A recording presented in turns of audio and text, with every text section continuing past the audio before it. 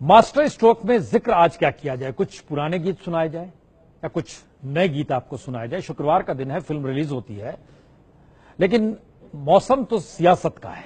तो आइए, कुछ पुराना कुछ नया, क्या लिखा जाए? लिख दी गई बातें नई पुरानी। तो बात पहले पुरानी, यानी पुराने गीत क्या हुआ करते थे और उन गीतों के आश्रय किस तरीके से देश को मथा गया, बताया गया। पहले वो गीत सुनिए। सौगंध मुझे इस मिट्टी की, मैं देश नहीं झुकने दूंगा।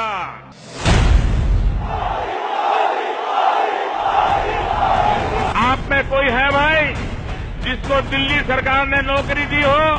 ये काला धन वापिस आना चाहिए। कांग्रेस के भ्रष्टाचार की पहचान बन गई है। भारत को फिर से विश्व गुरु बनाना है। ये जवान और किसान कांग्रेस के शासन में सुरक्षित है क्या? अद्भुत जीत थी ये, क्योंकि दागी राजनीति, भ्रष्ट सिस्टम, कांग्रेसी कल्चर, युवा, महिला, किसान, हर किसी के गुस्से को जुमा देने वाला नेता था। वह नेता जो गली मोहल्ले, शहर, गांव, जिले, कस्बे, हर जगह घूम घूम कर बता तो यही रहा था कि व्यवस्था चौपट हो चली है। तो जनादेश वाकई अद्भुत मिला।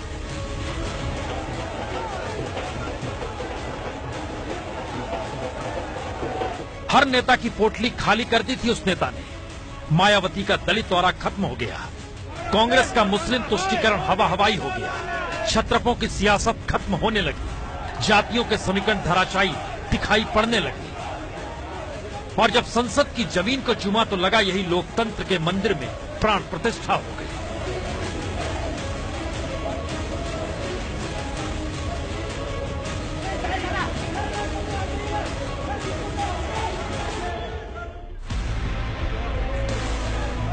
तो सब कुछ तो था, हर सियासत नतमस्तक थी।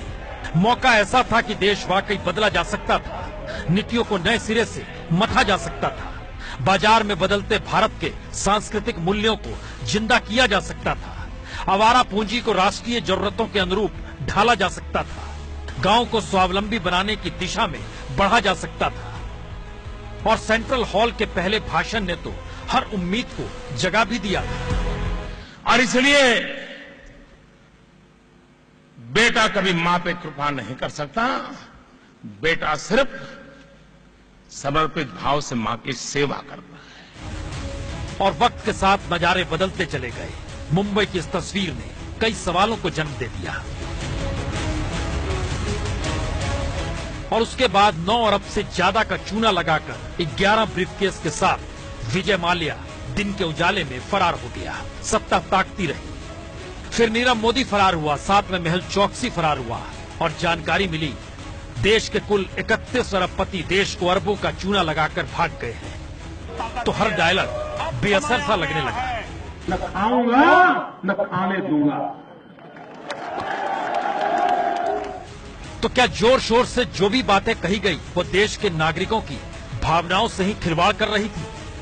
क्योंकि ऐसा कोई मुद्दा था ही नहीं जिस पर 2014 में सत्ता पाने के लिए कहा नहीं गया, और ऐसा कोई मुद्दा बचा ही नहीं जिस पर कहा गया और वो असर कर गया हो। भारत देश बचाना है, मोदी जी मौलाना। आप में कोई है भाई जिसको दिल्ली सरकार ने नौकरी दी हो? ये काला धन वापिस आना चाहिए। कांग्रेस के भ्रष्टाचार की पहचान बन गई है। ये पुराने गीत थे। नए गीत किस दिशा में ले जाएंगे आपको?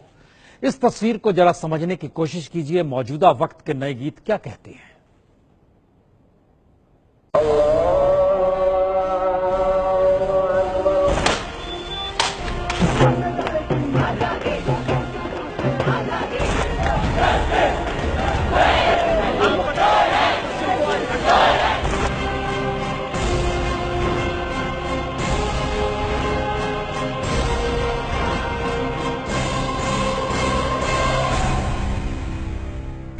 तो मुस्लिमों को वोट बैंक माना ही नहीं गया। दलित उत्पीड़न का अनकहा सच हैदराबाद से निकलकर गुजरात में खुले तौर पर उभर गया। देश की प्रीमियम यूनिवर्सिटी नारों में खो गई। रोजगार में भी घपला तो सड़क पर छात्र निकल पड़े। रेप भी सियासत की चौसर पर पासा बनाकर फेंकी जाने लगी। किसान की आस उम्मीद टूटी तो खेती की जगह आंदोलन का रास्ता उसने पकड़ लिया।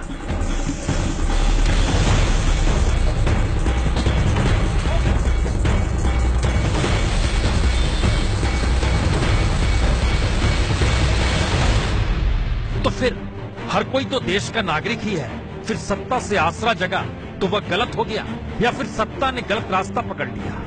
क्योंकि सुप्रीम कोर्ट से आवाज आई, बैंकिंग सर्विस ने आवाज लगाई, यूनिवर्सिटी से आवाज उठी, तो हालात डिरेल किए किसने? 2014 से 2017 तक 12,787 बैंक फ्रॉड हो गए, जिससे 17,789 करोड़ का चूना लगा दिया गया। नोटबंदी से 2017 के पहले 4 महीनों में 15 लाख नौकरियां चली गई और ये जानकारी central for monitoring Indian economy ने दी। रिजर्व बैंक ने तो कहा कि 16,000 करोड़ रुपए जमा हुए, पर उसे 21,000 करोड़ के नए नोट छापने की जरूरत पड़ गई, क्योंकि नोटबंदी के बाद 99% रुपया सर्कुलेशन में आ गया। तो फिर गड़बड़ी हुई क्यों, या ये कहें हो क्यों रही है? मिडिल क्लास ने तो 2014 में टैक्स तक की राहत की उम्मीद जगाई थी और उसे लगा था टैक्स माफ हो जाएंगे, पर टैक्स माफ तो नहीं हुए, हालात और बुरे हो गए। कच्चे तेल के खेल में 2014 से लगातार हर बरस सरकार ने 4.5 लाख करोड़ रुपए कमाए। कहीं तो चूक हो रही थी, कहीं तो गवर्नेंस संभल नहीं रहा, तभी तो रोजगार का संकट देश का सबसे बड़ा संकट हो चला।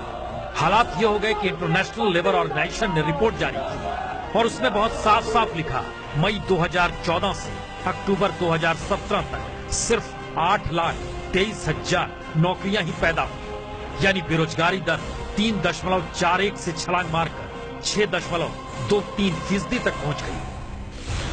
तो भी सत्ता तो नहीं है, पार्टी ने भी खतरे की घंटी क्यों नहीं बजाई? उल्टे बीजेपी अध्यक्ष भी उसी अंदाज में आ गए। बेरोजगारी से तो अच्छा है कि कोई युवा मजदूरी कर कर मेहनत कर पकड़ा जाए। तो क्या वाकई चाय बेचते हुए पीएम की कुर्सी तक पहुंचना ही सबसे बड़ी उपलब्धि है? तो फिर रोजगार से इधर अचानक प्रधानमंत्री तक की जाति बताने की जरूरत क्यों आन पड़ी? सबसे पहला प्रधानमंत्री अगर देश को किसी ने दिया है तो वो भी भारतीय जनता पार्टी ने। यानी ये लकीर बेहद महीन है, पर सच तो है कि गरीब को साथ खड़ा करना है तो चाय बेचने की बात की जाए। इस देश में मुस्लिम दलित वोट बैंक अगर छिटक रहा है तो फिर वोट बैंक के लिए ओबीसी की बात की जाए और वोटों के ध्रुवीकरण के लिए हिंदुत्व का राग जमकर गाया जाए। जय श्री राम, जय जय श्री राम। तो क्या देश पीछे छूटते जा रहा है और सियासत करते हुए सत्ता पाना, फिर सत्ता न गंवाने का मंत्र बेचना ही देश का सच हो चला है? तो फिर जनता क्या सोचे कि 2014 में उसने देश को बदलने के लिए नेता चुना पर वो ठगा गई, या फिर सत्ता पाने के बाद नेता के सरोकार ही जनता से खत्म हो गए और सियासी सरोकार ने मुनाफा घाटे का ककारा सिखा दिया? तभी तो देश में खुदकुशी करते किसानों के बीच किसान आंदोलन भी जन्म लेता है, तो देश के अनाज, साग, सब्जी, दूध को जमीन पर बहा देता है। वो आज भी फेंक रहा है। तो क्या किसानों को भी ये तमीज नहीं कि जिस देश में 20 करोड़ लोग भूखे रहते हैं उन तक फ्री में ये अनाज क्यों ना पहुंचा दिया जाए, और राशन पानी बंद करना ही है तो सत्ता का कर दिया जाए? पर देश चलाने की समझ जब चूक रही है तो फिर आंदोलन करने की समझ किसी में कैसे आई? यानी सिर्फ सत्ता भर का संकट नहीं, ये देश का संकट है।